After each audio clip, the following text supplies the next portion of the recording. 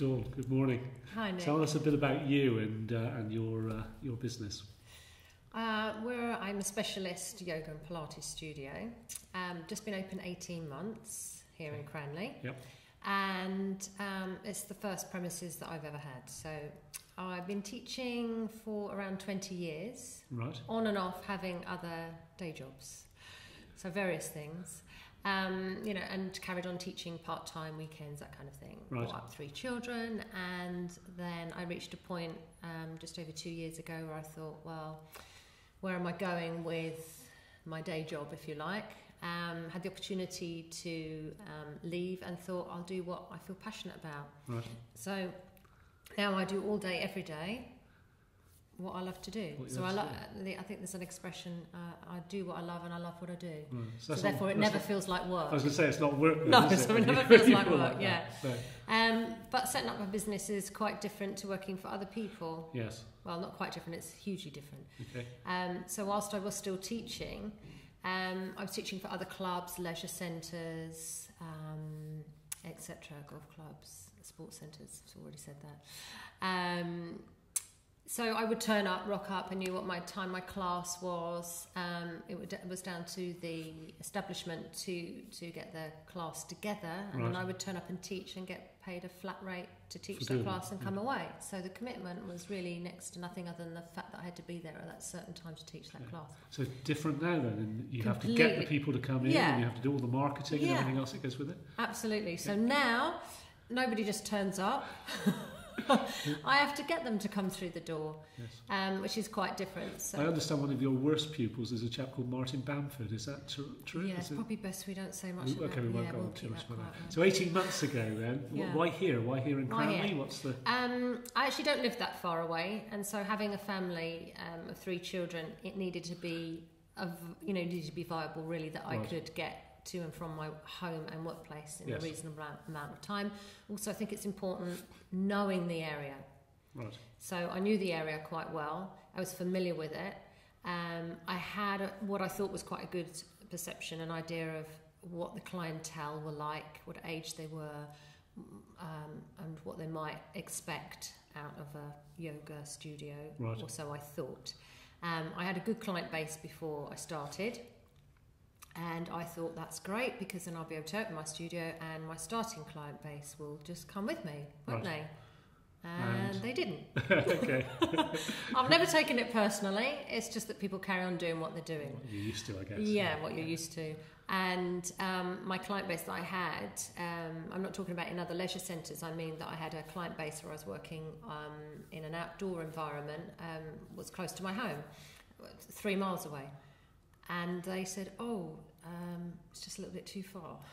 So there was one surprise for me as a business owner, to open up and think that 3 miles would be too far for someone to travel for fitness. Yeah. I think this is a different thing if you were looking for, we all search for things on the internet. Sometimes you're looking for a certain item, that you look and it's such and such sells it, but it's over there. It's a 10-mile drive, but you'll do it. Yeah. You'll go and get whatever it is you're looking for, whether it's a car you're looking for or something specific. Right. But it's quite different with exercise. It needs to be right on people's doorsteps. Yeah, okay. And it needs to be extremely convenient, because if people can find any excuse not to exercise, they will. Yes. So I can speak for those people for you. Oh, excellent. Thank you. Cranley, I mean, Cranley's got a population of 12,000 or more, so is that a big enough catchment area for you then? You'd think so, wouldn't you? Yeah. I can't take that many in a class. 15, my classes are personal and small. I like to think that they are. 15 is ample. Right. It's enough for me to be able to manage, but people still feel they're getting the personal touch, they get attention, and I think that's important. Okay. And I like to think that makes me different from other... Which leads me on to my question, because I was going to say, why you rather than somebody else doing it? What's your USP? What do you... I like to think that people come to the studio for me, but it is also about them as well. So they need to come in and feel... it's quite daunting when you come to somewhere new for the first time, especially when it comes to exercise, I think. For the first time, perhaps you've never done it before, perhaps you're a returner, perhaps you're an older person, or just completely unfit and just feel and confident, just not confident about walking into an unknown environment. So you want to be welcomed and friendly. Absolutely. And feel so the difference, I think, sorry, I didn't mean to talk over there.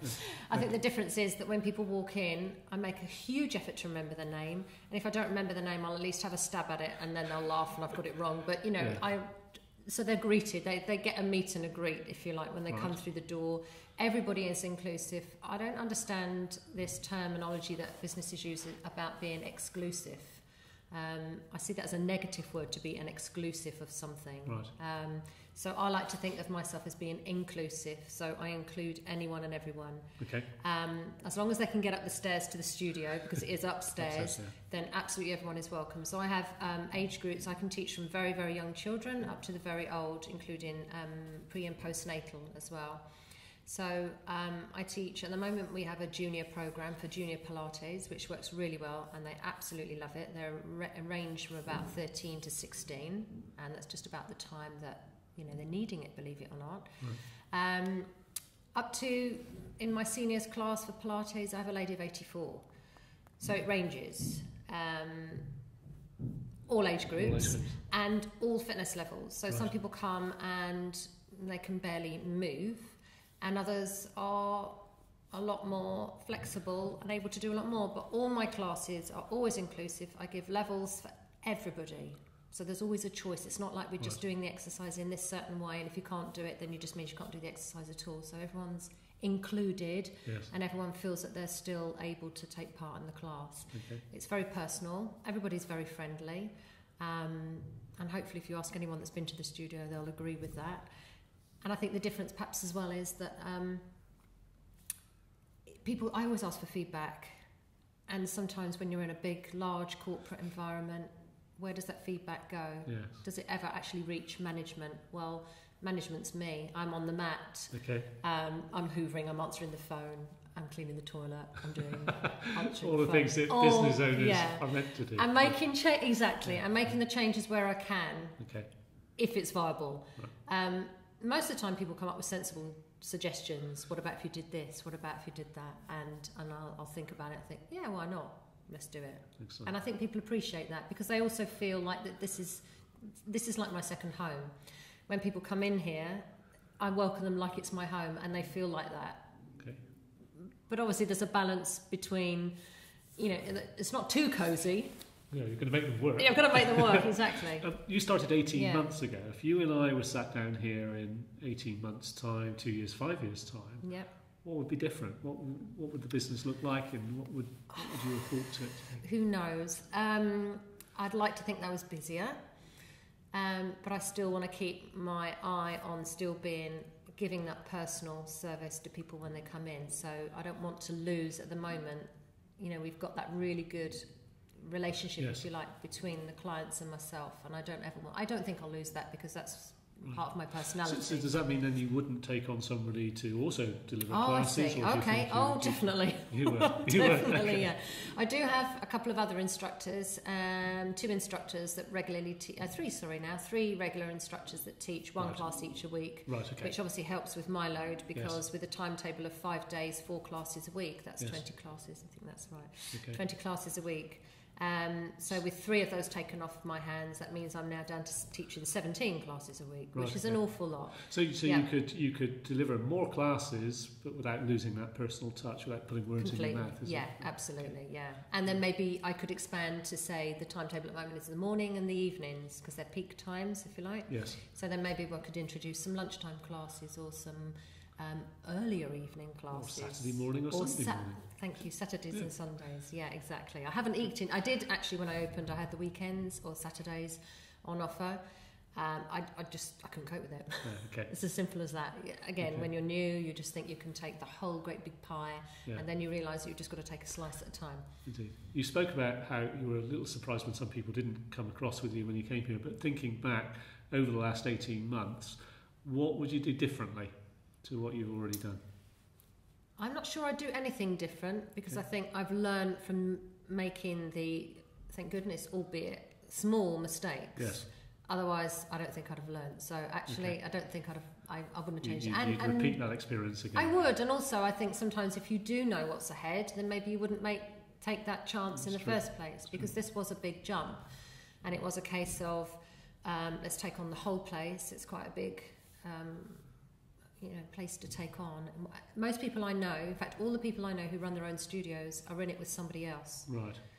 Even if it's a sleeping partner that deals with the business side and they do the teaching side, or between them they're both teaching and managing it. So everybody I know, and I do know 3 or 4 people that have their own studios, they're all in it with someone else. Right. I do this completely on my own.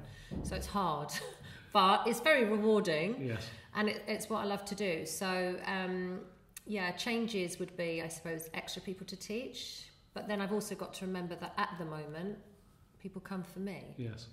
So I've got to be careful of stepping down too much, and then it doesn't become me. And that's fine if they embrace and love the other instructors. I'm not that greedy. I think it's one of the challenges in the people business, that how do you move on effectively? How do you exit a business? What do you do with the business? If it's all about the one individual, I think that's a challenge lots of business owners are faced with. And I don't know the answer to that one. I'm not sure anybody entirely knows the answer. Other than just maybe gently kicking gradually back. Finding other people you can pass that with. Absolutely, yeah. Super. Thank you very much. Thank you very much. And just repeat who you are and what the facility is called. To the camera. Yeah, to the camera. It's New Dawn Fitness, and we're in the High Street in Cranley, but just off the High Street behind the Plumbers Merchants, and we do Pilates and yoga. That's our specialists, and some personal training too. Thank you, Dawn. Thank you.